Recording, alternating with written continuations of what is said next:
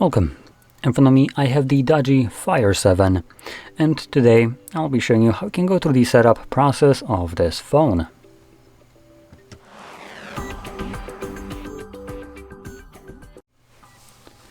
So, when you boot up this brick for the first time, you will be presented with this nicely named screen, Hi There, where you get to select your desired language. Now, Hi There is going to show up in English. I think if you change it to other ones, it does automatically change the what's written right here as well.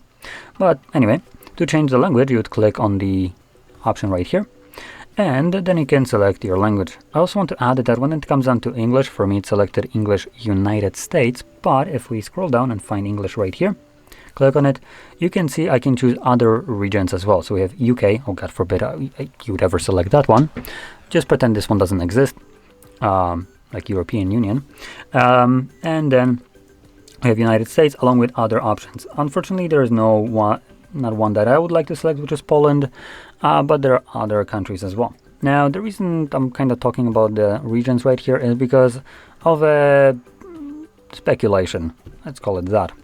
I haven't actually ever backtested it, but shit, if it's a slight chance that it works like that, I would surely take it. And it doesn't really change anything else other than what it says right here. So it has no effect on your device other than just selecting it.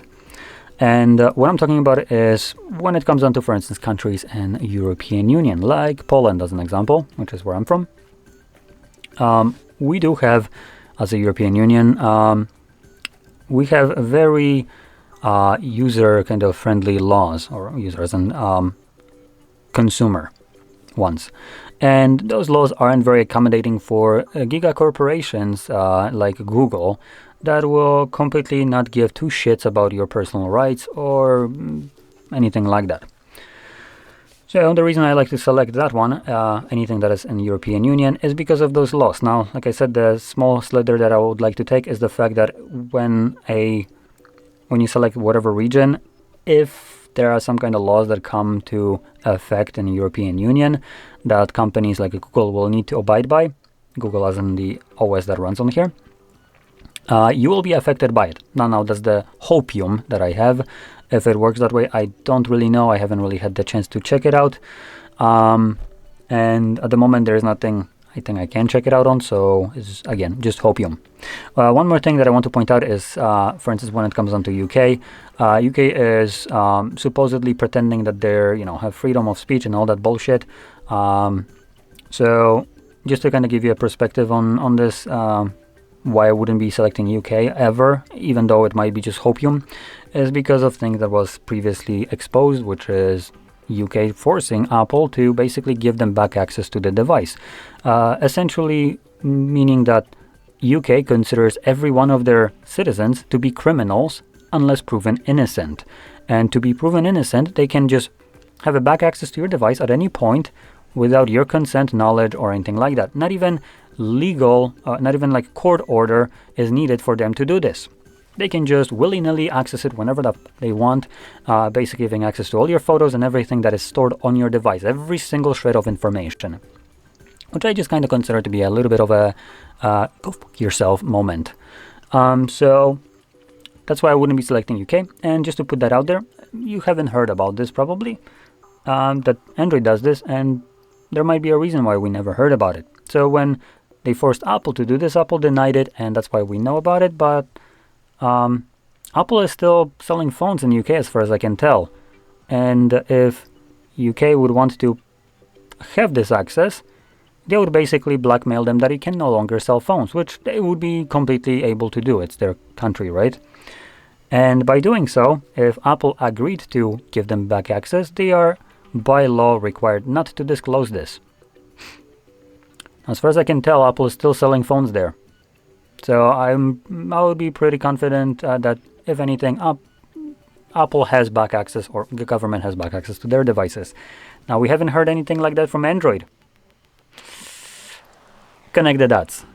So now, again, this is kind of more of a tinfoil. I have no idea if this actually affects it or not. And in case of like back access to the device, you sure should have no way of checking it. If you ever want to protect yourself fully, you just have to install a different kind of operating system.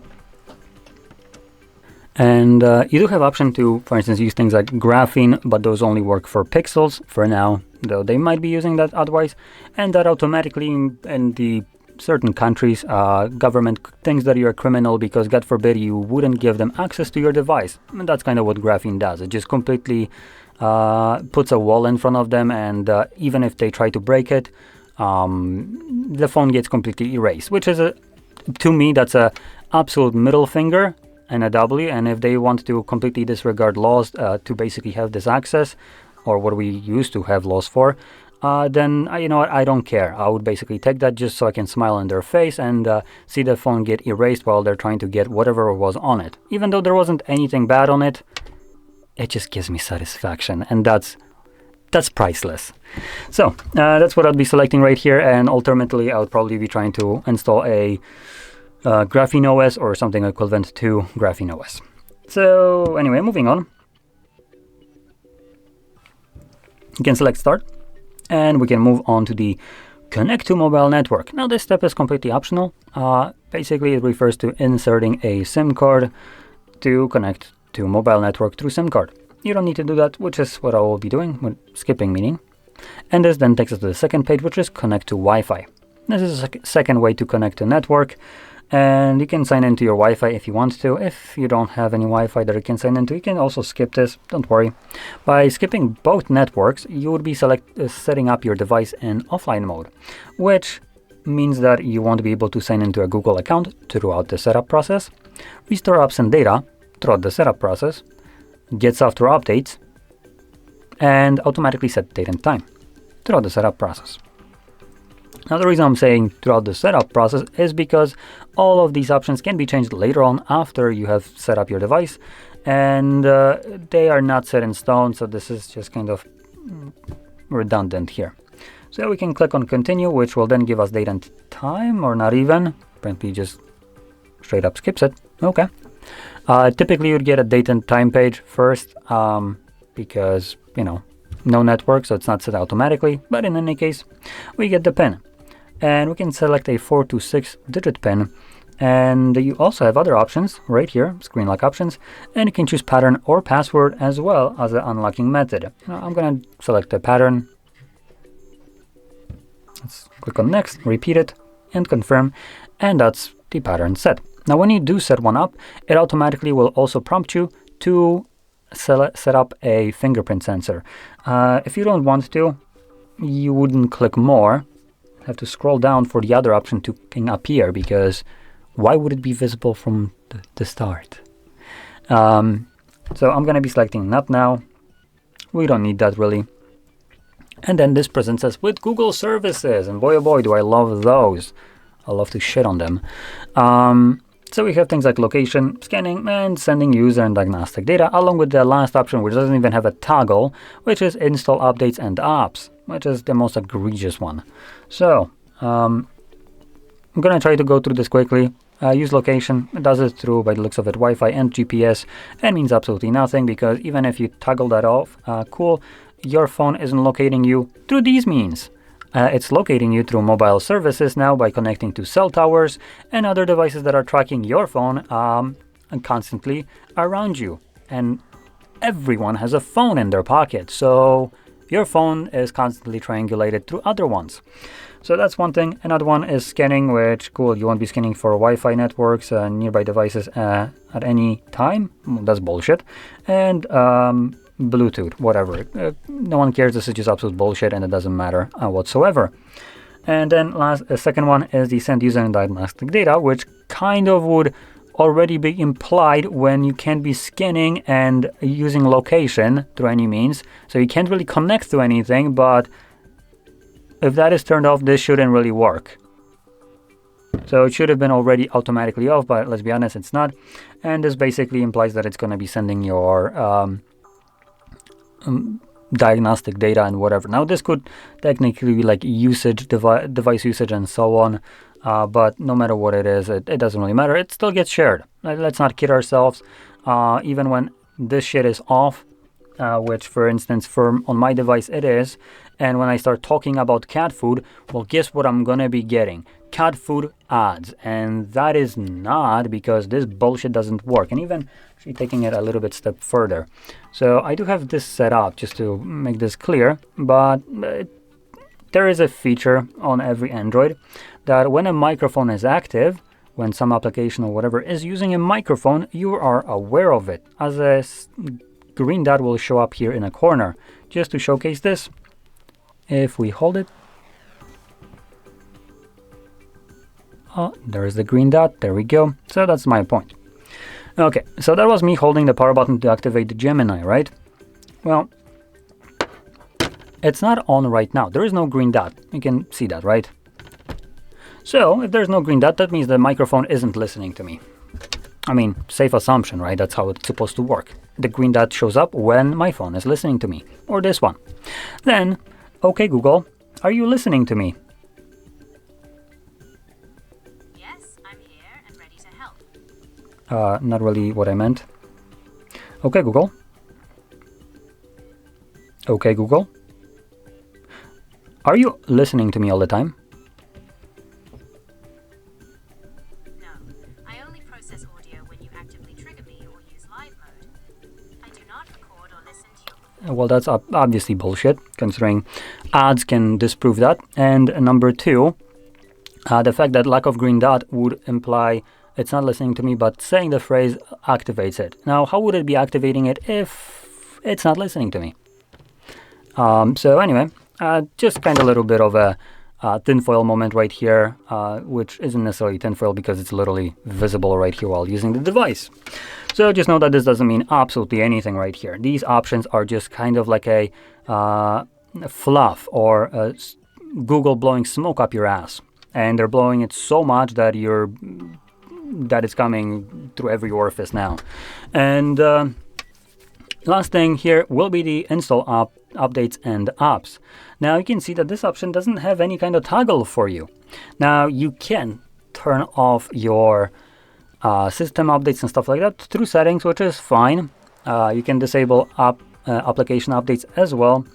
But what you can disable is this amazing thing called OTA updates. Now this is something that you don't find in the settings or as an application anywhere.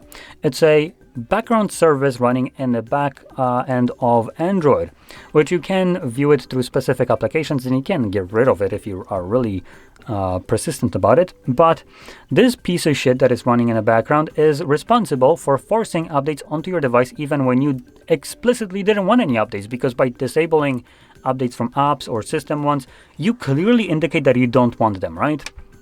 Well, this doesn't give two shits about what you want. It's gonna force it down your freaking throat without your permission and knowledge, because it's Google. And this would be what you're gonna get later on. How you're gonna get it? The update that basically makes it more annoying to install third-party applications. Now, if you haven't heard, Google tried to basically completely block you from installing third-party updates as long as they're not signed, or basically as long as the creator didn't pay Google money. That's what it really means. But because of the backlash and their bullshit excuse that think of the the other excuse, the viruses, which there is ample amounts of them in Play Store, which they don't do anything about. So that was their excuse, that they're doing it to protect you because there's so many malware applications. And because of the backlash, they kind of went back on it, but it's one of those 2 steps forward, 1 step backwards. So it's going to be much more freaking annoying to now install third-party applications that don't need to be signed, but hey, they are making it freaking annoying for you to do. And that is because people, after Google decided to go on a warpath with ad blockers, would be using things like, for instance, let me just whip it out, the Google Revents, or YouTube Revents, sorry, which is on my device. Oh, it's this one. Now, this fantastic little YouTube Revents application basically allows me to watch YouTube without any kind of ads, subscription, play it in background without any kind of problem, and so on. It's a fantastic thing, and go screw yourself with ads. And even though I'm recording this video and rely on ads as a means to, you know, make revenue, I don't care. There is way too many ads, so go right ahead and install that. Anyway, so when this comes in effect with the making installation of third-party apps much more annoying. This will be forced to your device without your knowledge or permission through OTA updates. You won't know that it happened. It's just one day you're gonna try to install something and you will have to go through a freaking hoops to do it. So anyway, we're gonna continue on. Now, one more thing that I wanted to add about the OTA updates. Like I said or mentioned before, you can use other programs to technically get rid of this service. But by getting rid of it, your device wouldn't be getting any kind of security patches if there are any vulnerabilities in Android. But if your device is already end of life cycle from the company, so the company doesn't update it anymore, neither the Android nor the security patches, this doesn't really matter. And but what it will matter is what Google will force to your device, even after end of life. So that doesn't really matter. They're still going to push that on just because it benefits them. And if you're still using the device, well, then off it goes. So anyway, I hope you found this video helpful, as we're basically done with the setup. And if you did, don't forget to hit like, subscribe, and thanks for watching.